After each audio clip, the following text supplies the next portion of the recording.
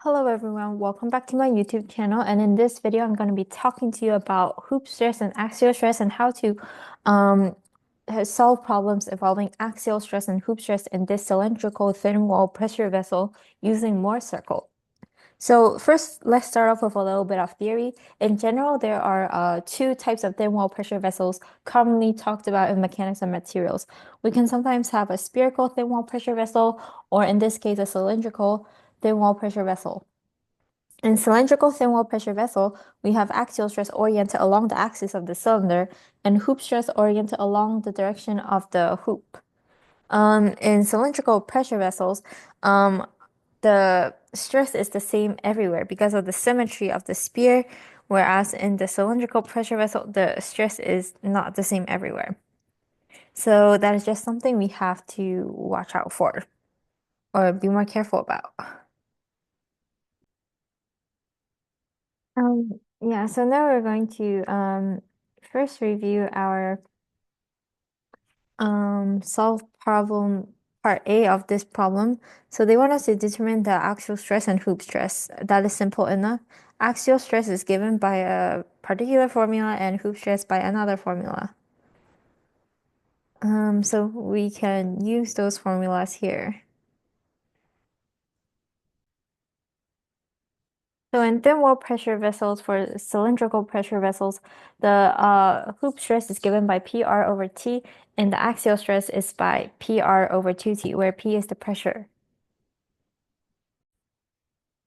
So here we're given that the pressure is 200 psi, so we can use our axial stress as PR over 2T, where T is the thickness of the pressure vessel, and hoop stress is PR over T.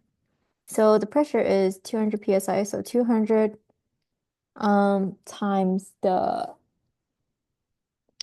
radius. So the inside diameter of the cylinder is 48 inch. So we have 48 divided by 2 is 24 over 2 times T, and T is going to be 0.5 inch. And solving this, we get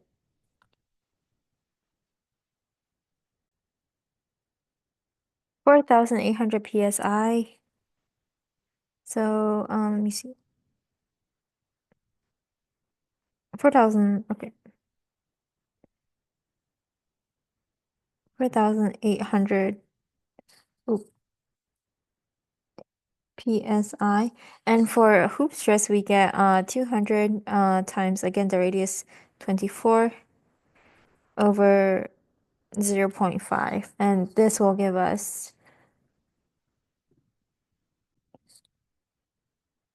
9,600 psi. So we have found our hoop stress and our axial stress, and now we can move on to part B, draw the Mohr circle on the given graph. So for this problem,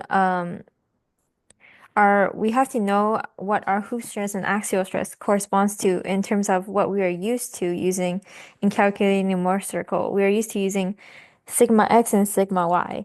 So in a cylindrical vessel, the hoop stress is always going to be oriented along the cylinder, and the axial stress is always going to be along kind of like the x-axis that we're used to. So hoop stress corresponds to like y and axial corresponds to like x. So as is accustomed with drawing the Mohr circle, first we have to find our sigma average value, which over here is going to be equal to axial stress plus hoop stress divided by 2, because we're taking axial stress to be kind of like our sigma x and hoop stress to be kind of like our sigma y. So we are going to get 4,800 plus 9,600 divided by 2, which gives us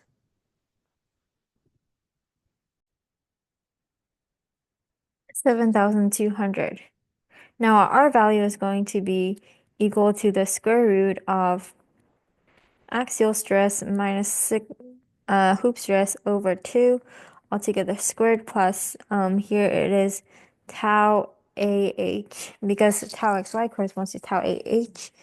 squared, but since there's no shear stress in this questions, because in a thin wall pressure vessel, there are only these axial stresses, these normal stresses, I mean. So the shear stress is equal to 0. So we are left with R equals axial stress minus hoop stress over 2, which is 4,800 minus 9,600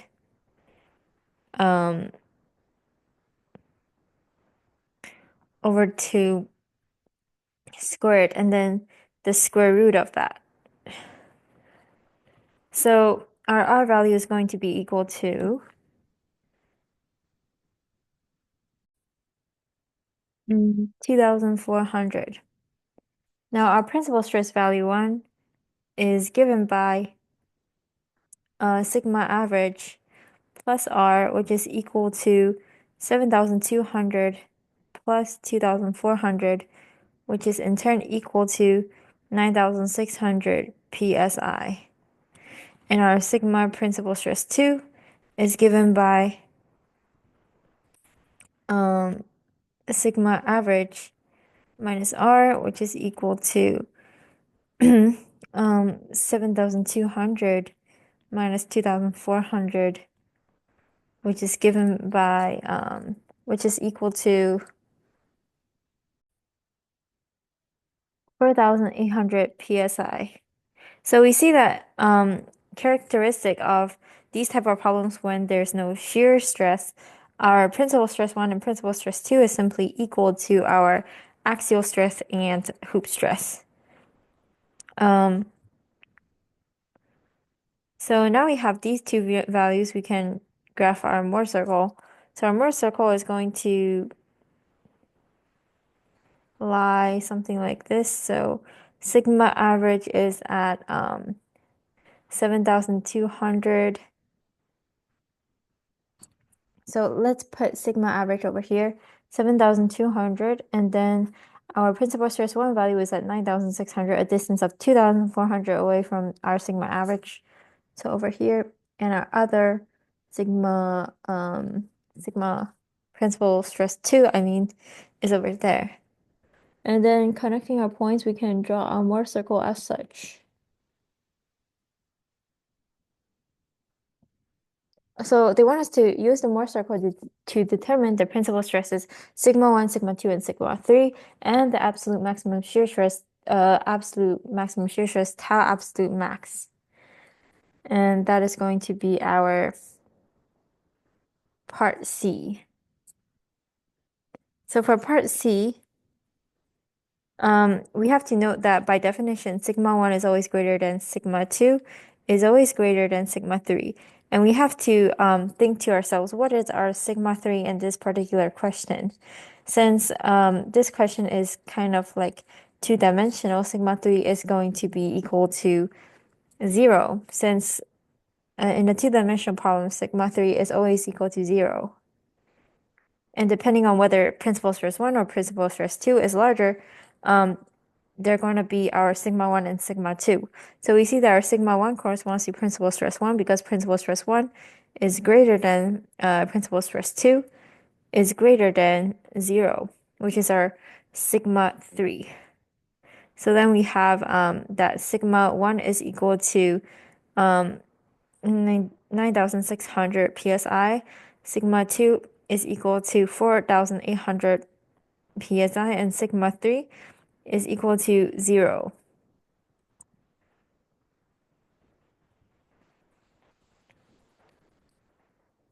So these are our values.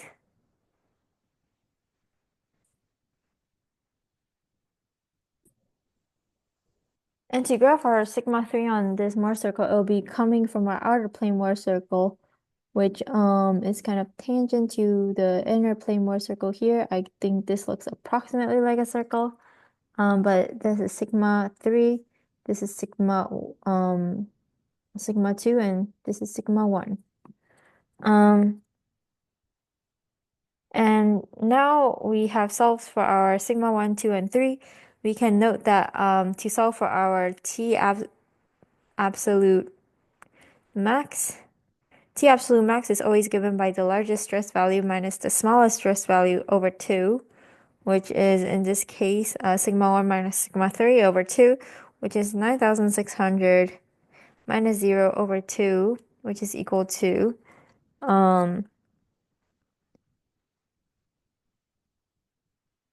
4,800.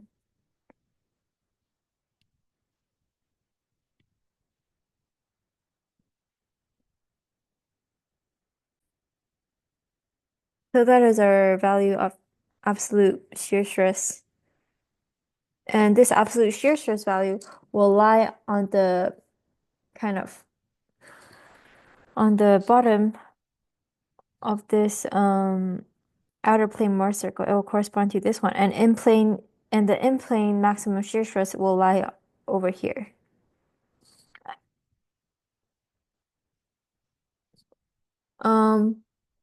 Okay, so we have done this part. And now for part 2 of part C, the stress is in the direction perpendicular and tangent to the weld.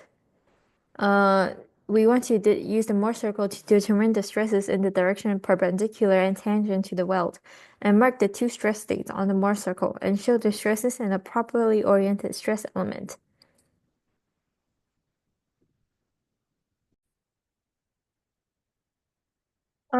So,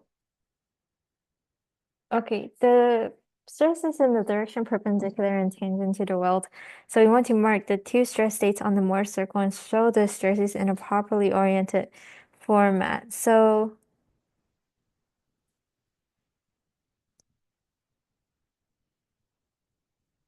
the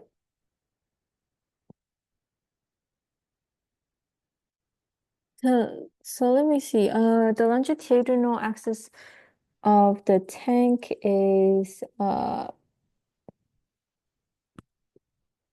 basically here, and they're saying that beta is 60 degrees, so I guess this degree is 60 degrees.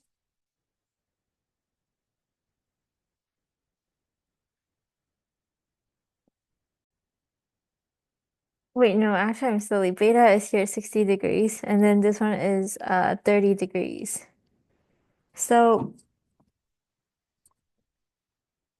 we want to mark the two stress states on the Mohr circle and show the stresses in a properly oriented stress element. So we rotated from the longitudinal axis, we rotated 30 degrees in order to end up at our normal. So this is the axial direction, this is the hoop stress direction. And we rotated 30 degrees counterclockwise, which will correspond to 60 degrees counterclockwise on our actual Mohr circle. So on our actual Mohr circle, it will look something like this, where this one is 60-degree counterclockwise, because remember we multiply each angle by 2 on our corresponding Mohr circle. So according to our transformation of stress, our sigma n is going to be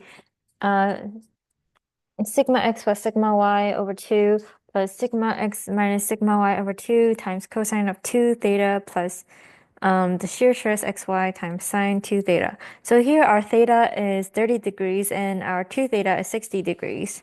And our sigma x is sigma a, the axial stress, and our sigma y is a hoop stress, sigma h. So to determine the stress in the normal direction given from the equation we just saw, it will be sigma n is equal to sigma a plus sigma h over 2 plus sigma a minus sigma h over 2 times cosine of what do we say, 60 degrees plus tau ah sine of 60 degrees, but tau ah is equal to 0, so this term disappears. So then our normal stress is thus equal to what is sigma a again? sigma A, okay, sigma A is 4,800. So 4,800 plus, oop, what am I writing? Plus 9,600 over 2 plus 4,800 minus 9,600 divided by 2 times cosine 60 degrees is equal to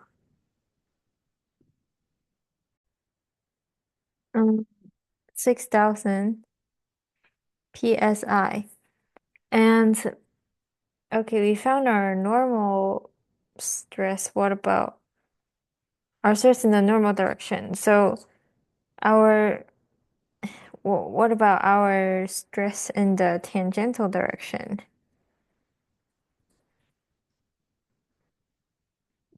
Well, we can look at our Mohr circle and think about what it really means in the tangential direction. Because so when we draw this plane over here, basically this is the normal axis and this is the tangential axis. So what we just found is the distance from this point to the origin, which is our sigma n. Now we want to find the distance from this sigma, we want to find sigma t.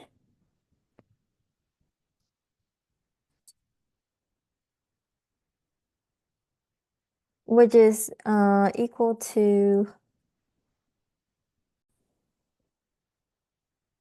sigma t, which is equal to sigma a plus sigma h over 2 plus sigma a minus oop, sigma h over 2 times the cosine of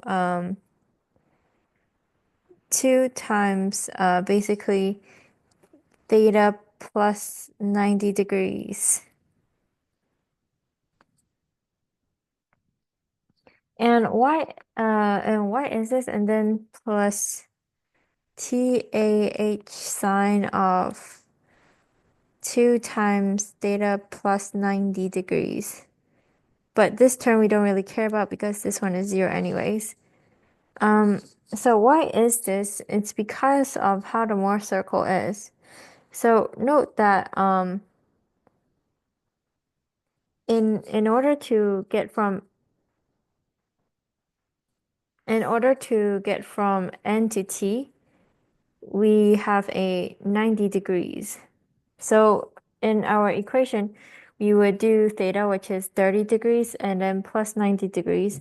But because of the Mohr circle, in the Mohr circle, everything is doubled. We will multiply that angle or this angle by 2. So that will give us basically our equation over here, which is 2 times theta plus 90 degrees, where theta is 30 degrees. And plugging in known values, we have 4,800 plus 9,600 over 2 plus 4,800 minus 9,600 over 2 times cosine of 2 times 90 plus 30, which is 2 times 120, which is cosine of 40 degrees, and then plus 0. All this is equal to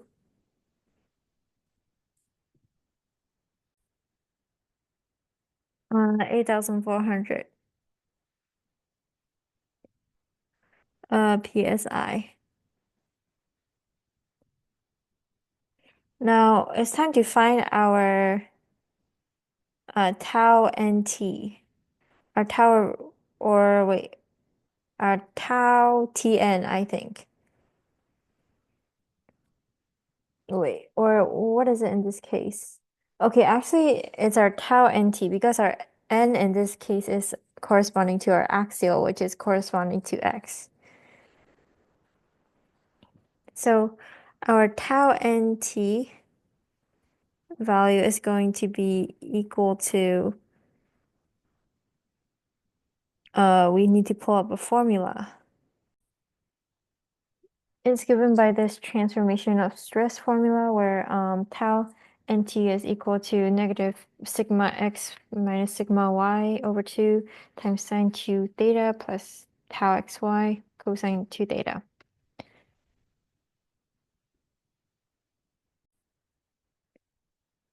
So here, let's see. Our sigma x corresponds to our sigma axial. So sigma axial minus sigma hoop over 2 times sine of 2 times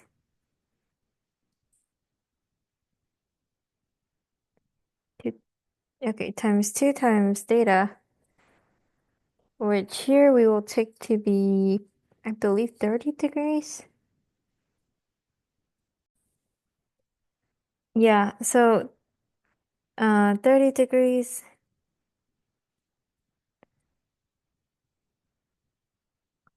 plus tau xy, which corresponds to our tau AH, which is 0, cosine of 2 times 30 degrees. And then plugging in our known values, we will get that the tau nt on the n face in the t direction is given by negative 4,800 plus, oh wait, sorry, it's minus 96,000 over 2 times sine 60 degrees. And this is equal to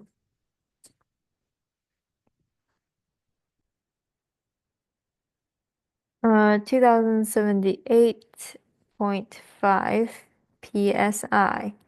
Now, this is tau on the n face in the t direction, so this would be the tau that goes with our sigma n. But now we would also like to find the tau that goes with sigma t. So tau in the, so basically it will be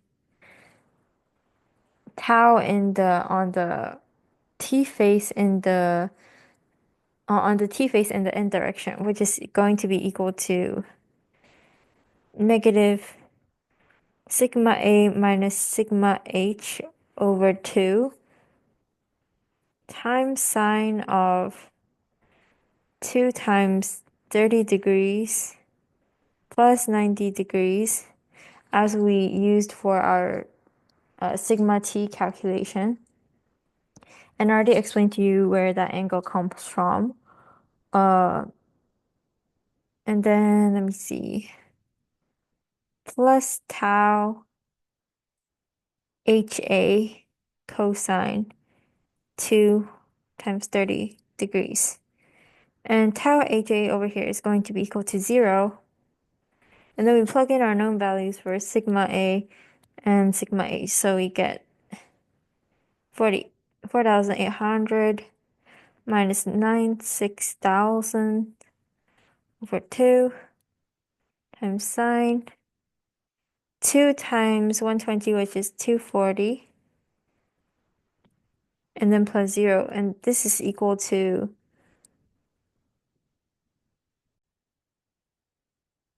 negative 2078.5 psi. Okay, now we have all our values here. And it's time to do the last part of this problem, which is going to be, or not the last part, but the second to last part. So we want to mark the two stress states on Mohr's circle and show the stresses in a properly oriented stress element. So the stress element is going to be oriented along the n and t directions. So the n direction is going to look something like this. N-t direction is like this. So n and then t direction and then from the axial, and then hoop. So it's a 30-degree angle from here. Oops, it's not straight enough.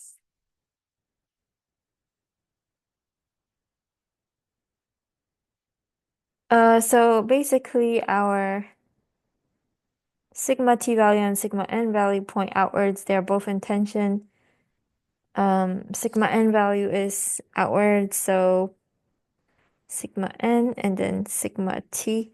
And then our shear stress value, tau on the n face in the t direction is actually positive, so it's pointing this way. And we can use our connecting head method and connecting tail method to draw like this.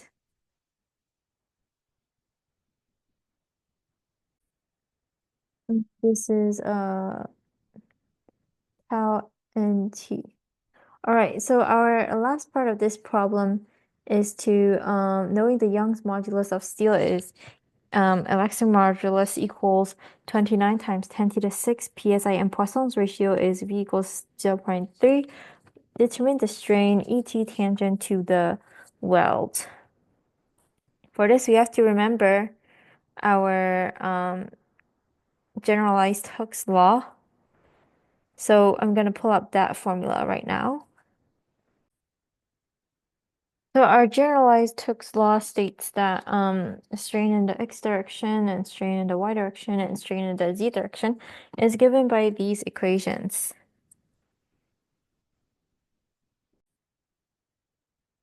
So you want to determine the strain ET tangent to the weld.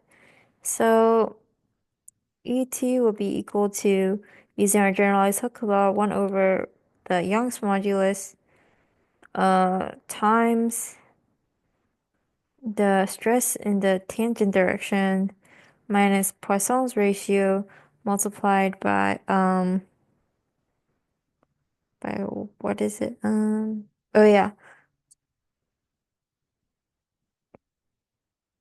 sigma multiplied by sigma n plus sigma, I don't know. There's an axis coming out of the plane at us. Let's just call it sigma z plus the heat coefficient multiplied by the change in temperature. But there's no stress coming out in the plane towards us in this direction, which is like the z plane, I suppose.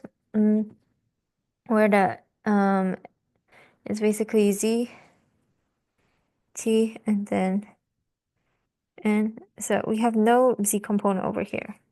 Or rather, I suppose in this example, it will be kind of like oriented this way, but it doesn't really matter. Wait, and then z. And then we also have no change in temperature. So this reduces to 1 over E times the tangential stress minus Poisson's ratio times the normal stress. So we know that the Young's modulus of steel is going to be 29 times 10 to the 6 psi, and that the Poisson's ratio is 0.3. So this one is going to be 1 over 29 times 10 to the 6 multiplied by what if, okay, we found 8,400. So 8,400 minus 0.3 times our value for sigma n, which we found to be 6,000.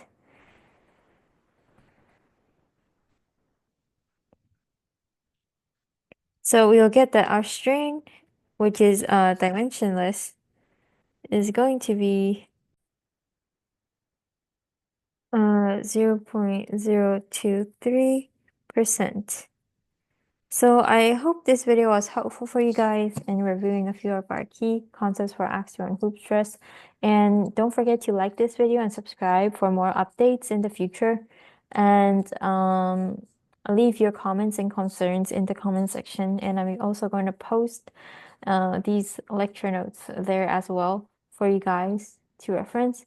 And thank you again, and have a good rest of your day. See you in the next video.